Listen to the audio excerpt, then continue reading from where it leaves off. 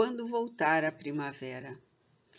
Historiadores dedicados em estatística provável por falta de dados exatos, numa retrospectiva dos sucessos humanos, chegaram à lamentável conclusão de que pouquíssimas vezes a Terra esteve sem a presença da infame e famigerada Hidra guerreira.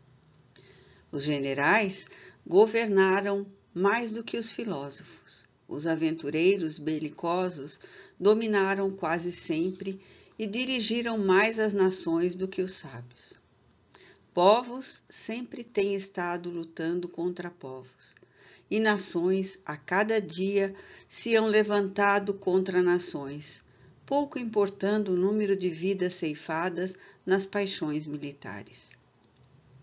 A imensa caravana de conquistadores arbitrários, embora siga em marcha contínua para o túmulo, com o esboroar das suas aquisições e pilhagens, resultantes do fragor de batalhas cruéis, nada ensinou à posteridade. Homens que tiveram o poder e a governança transitória nas mãos, déspotas, bajulados nos seus carros e tronos de ouro, seguiram invejados e odiados a sepultura fria para os inconcebíveis despertamentos nas regiões de dores inomináveis e sombras, onde pululavam suas vítimas sedentas de desforços, ali se comburindo em expectativas de ódio, após constatarem a sobrevivência do corpo que aqueles espezinharam e consumiram. As lições do passado torpe, de lutas fratricidas, nada ensinaram historicamente às gerações futuras, senão a melhoria da estratégia de combate e as artimanhas de destruições mais violentas quanto calamitosas. A história tem se repetido, demonstrado que a luta pela vida se tornou mais feroz desde que assolada pela cobiça desmedida. O conhecimento arquitetado para a aquisição da felicidade não raro tem engendrado o despotismo, a ditadura do poder, a criminalidade desordenada. Uma tão grande sementeira de arte, cultura, ciência e ética em milhares de anos de civilização parece hoje resultar numa colheita de amarguras em que o homem penetra estiolado, aturdido, sem rumo. Em 3,5 mil anos aproximados de história, apenas por menos de 3 séculos se viveu sem guerras. Há no momento grandeza e miséria que se misturam como nos dias da barbárie, em trajos novos e convivência velha. Luzes da inteligência e trevas da razão em negociatas da insensatez e do despautério. As páginas eloquentes de Homem, Hesíodo, Solon e Píndaro, de Plauto, Terêncio, Catão, o Antigo, de Virgílio, Horácio e Ovídio, do passado, são amarfanhadas e jogadas fora ante a onda de demência que surge em nome da permissividade, da valorização do sexo, da propaganda do escândalo, da publicidade e das pústulas morais dos fracos que passam como fortes, sem sugestão sequer de terapêutica ou outra finalidade senão vender misérias morais e fruir gozo.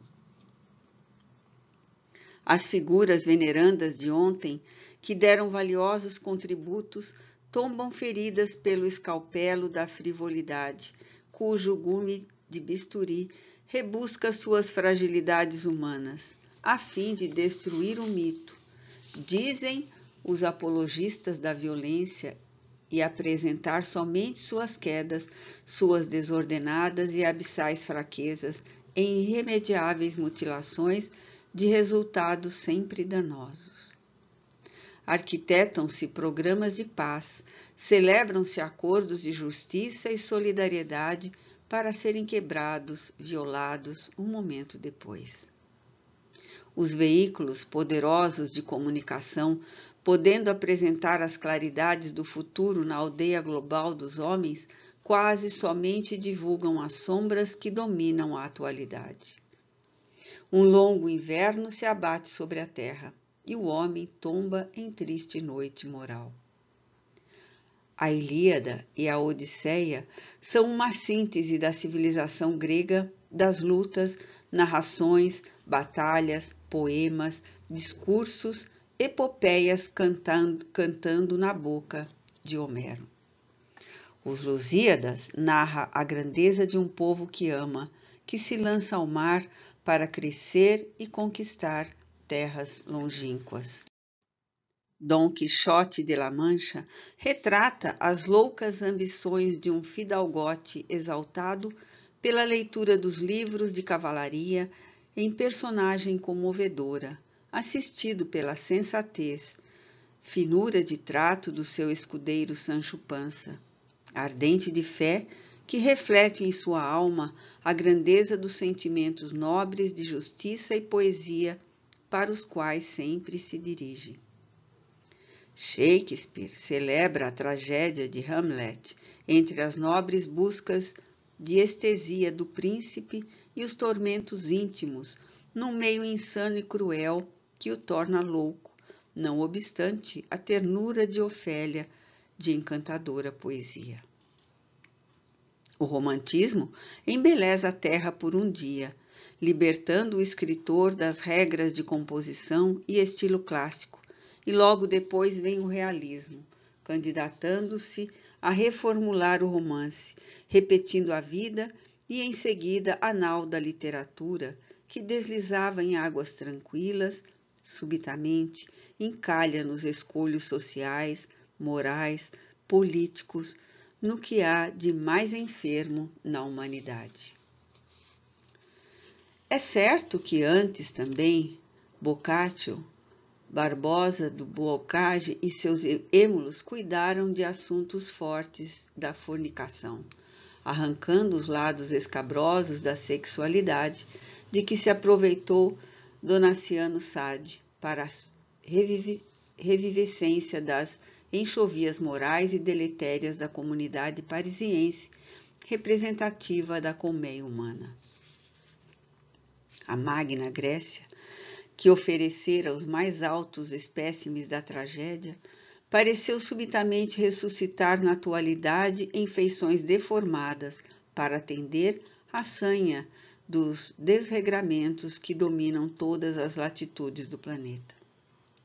Uma vaga de aflições em pélagos vorazes supera a imaginação, prestes a afogar os ideais de beleza do pensamento. Acima, todavia, de todos os livros e mais debatido do que todas as obras da humanidade, o Evangelho de Jesus retorna às criaturas destes dias.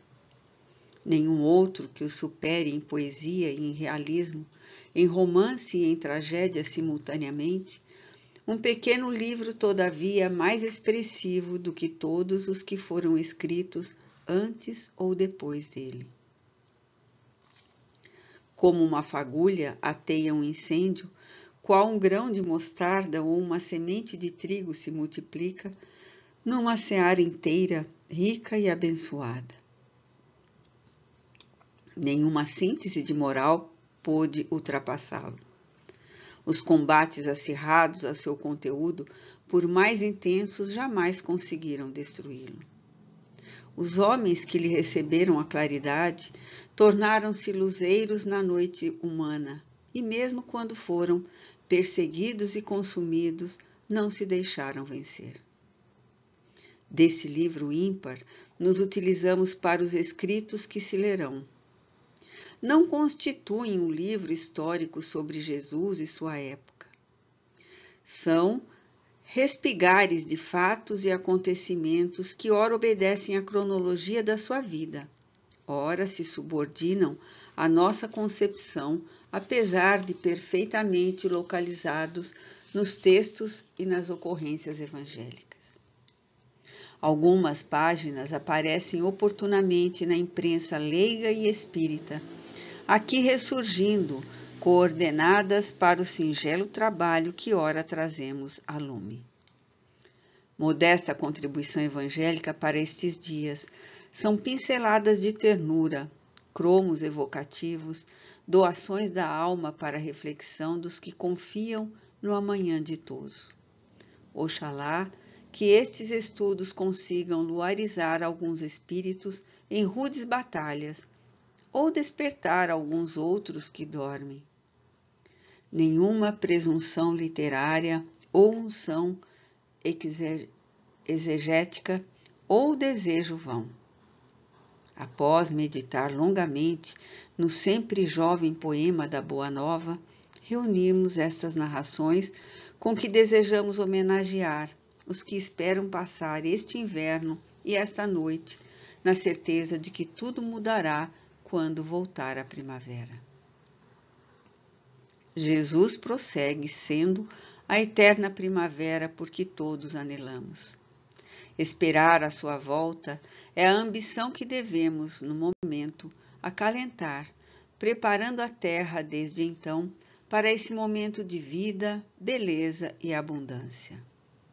Salvador, 14 de junho de 1976. Amélia Rodrigues.